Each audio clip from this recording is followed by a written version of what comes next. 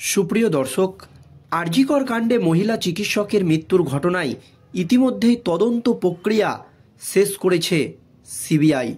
শিয়ালদহের নিম্ন আদালতে দোষী সাব্যস্ত হয়েছে ধৃত সিভিক ভলেন্টিয়ার সঞ্জয় রায়।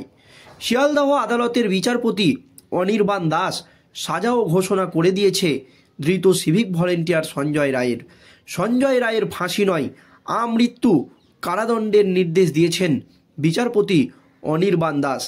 এই আবহে সঞ্জয়ের ফাঁসি চেয়ে কলকাতা হাইকোর্টের দ্বারস্থ হয়েছেন খোদ মুখ্যমন্ত্রী মমতা ব্যানার্জি, এমনকি কেন্দ্রীয় তদন্তকারী সংস্থার সিবিআই আধিকারিকরা। আর তখনই জেলের মধ্যে আরও ভয়ঙ্কর ধৃত সিভিক ভলেন্টিয়ার সঞ্জয় রায় জেলে যা করছে তাতেই একেবারে কিন্তু হুলস্থুল কাণ্ড। কি ঘটিয়েছে সঞ্জয় রায় জেলের মধ্যে দর্শক জানাবো আজকের এই প্রতিবেদনে। কিন্তু রাজ্য সরকার সঞ্জয় রায়ের ফাঁসির আবেদন নিয়ে হাইকোর্টের দ্বারস্থ হতেই একাধিক প্রশ্ন তুলে দিয়েছেন নেটিজেনরা। ধৃত সিভিক ভলেন্টিয়ার সঞ্জয় রায়ের ফাঁসি না দেওয়ায় খুশি অনেকজনই, কারণ এই আরজিকর কাণ্ডে আরও বড় বড় মাথারা জড়িত রয়েছে। আর সেই মাথাদেরকে গ্রেপ্তার করতে বা সেই মাথাদেরকে শাস্তি দিতে গেলে এক নম্বর সাক্ষী হিসাবে প্রয়োজন ধৃত সিভিক ভলেন্টিয়ার সঞ্জয় রায়কে। আর সঞ্জয় রায়ের ফাঁসি হয়ে গেলেই কিন্তু সমস্ত রকমের তথ্য প্রমাণ লোপাট হয়ে যাবে বলে দাবি নেটিজেনদের। আর এই আবহে রাজ্য সরকার ধৃত সিভিক ভলেন্টিয়ার সঞ্জয় রায়ের ফাঁসির আবেদন জানিয়ে তড়িঘড়ি কলকাতা হাইকোর্টের দ্বারস্থ হয়েছে। তখনই কিন্তু এই প্রশ্ন আরও মাথাচাড়া দিয়েছে। আর এরই মধ্যে জেলের মধ্যে একেবারে ভয়ঙ্কর কাণ্ড ঘটাচ্ছে ধৃত সিভিক ভলেন্টিয়ার সঞ্জয় রায়। কি ঘটিয়েছে সঞ্জয় জেলের মধ্যে দেখুন দর্শক। আরজিকর ধর্ষণ ও খুন কাণ্ডে দোষী সাব্যস্ত হয়েছে কলকাতা পুলিশের প্রাক্তন সিভিক ভলেন্টিয়ার সঞ্জয় রায়। ইতিমধ্যেই তাকে আমৃত্যু কারাদণ্ডের নির্দেশ দিয়েছে শিয়ালদহ আদালত। এই রায় ঘোষণার পরেই সঞ্জয়ের ফাঁসি চেয়ে কলকাতা হাইকোর্টের দ্বারস্থ হয়েছে রাজ্য সরকার। সিবিআইও উচ্চ আদালতের দ্বারস্থ হয়েছে। এই আবহে জানা যাচ্ছে সঞ্জয় নাকি আরজিকর মামলার রায়ের কপি নিয়ে জেলের মধ্যে ঘুরছে। গত সোমবার আরজিকর ধর্ষণ খুন কাণ্ডে সঞ্জয়ের সাজা ঘোষণা করেছে শিয়ালদহের আদালতের বিচারপতি অনির্বাণ দাস। জানা যাচ্ছে এবার নাকি 172 পাতার সেই রায়ের কপি সঞ্জয়ের হাতে এসেছে। সেটা নিয়েই জেলের মধ্যে ঘুরছেন তিনি। তার দাবি তিনি ইংরেজি বুঝতে পারেন না, সেই কারণে কেউ যেন এই রায়ের কথা তাকে একটু বাংলায় বুঝিয়ে দেন, এমনই দাবি করছেন সঞ্জয় রায়। এই আবহে বড় বড় অফিসারদের কাছে, এমনকি জেলের আরও অন্যান্য কয়েদিদের কাছেও তিনি হাজির হচ্ছেন। একটি সংবাদ মাধ্যমের প্রতিবেদন থেকে এমনটাই কিন্তু জানা যাচ্ছে। রিপোর্ট অনুযায়ী গত 21শে জানুয়ারি ঘুম থেকে ওঠার পরেই জেলে বেশ কয়েকটি বাংলা এবং হিন্দি সংবাদপত্র পড়েছিল সঞ্জয়। এরপরেই জেল কর্তৃপক্ষের কাছ থেকে তিনি অনুরোধ করেন আরজিকর মামলায় শিয়ালদহ আদালত যে রায় দিয়েছে সেটা যেন কেউ একটু তাকে বাংলায় বুঝিয়ে বলেন।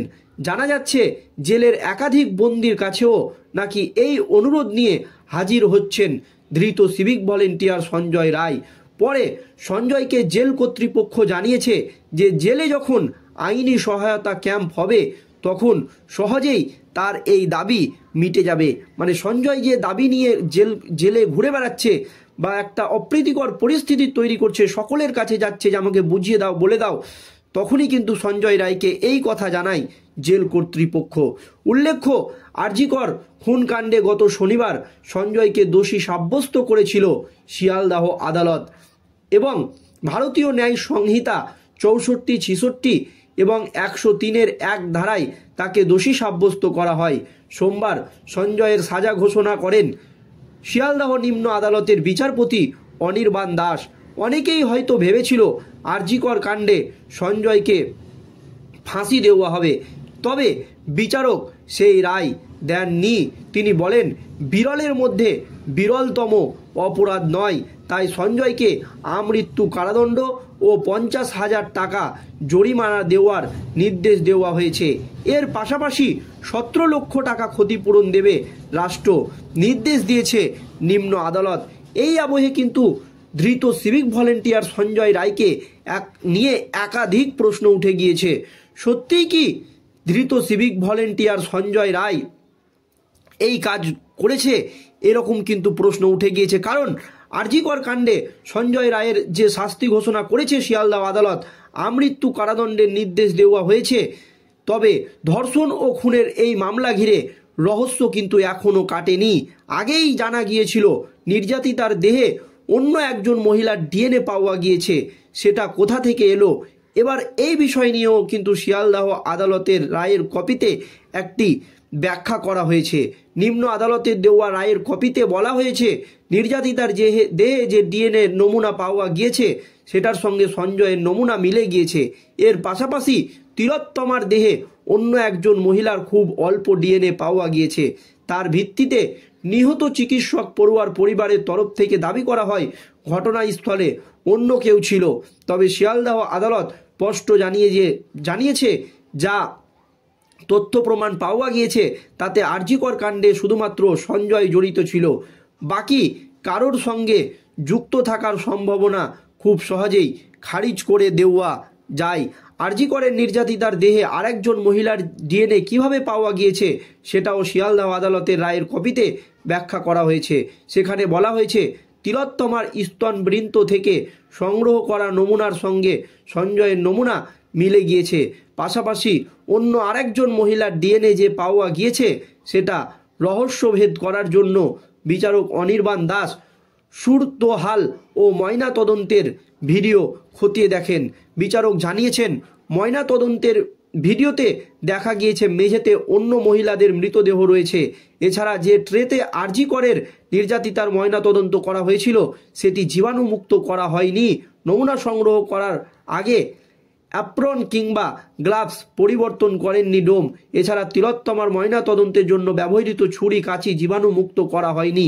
সব মিলিয়ে ময়না তদন্তের সময় নির্দিষ্ট বিধি মেনে চলা হয়নি বলে জানিয়েছেন বিচারক। বিচারক জানিয়েছে সম্পূর্ণ বিধি মেনে ময়না তদন্ত করার মতো পরিকাঠামো নেই। এই ধরনের পরিকাঠামোর মধ্যেই চিকিৎসকদের ময়না তদন্ত করা ছাড়া কোনো উপায় ছিল না। তবে এই ভিডিও থেকে পরিষ্কার সংগ্রহ করা নমুনা দূষিত হয়ে যাওয়ার সম্ভাবনা রয়েছে। তবে তার জন্য ডাক্তারদের ঘাড়ে দোষ চাপানো উচিত নয় বলে মনে করেছেন তিনি।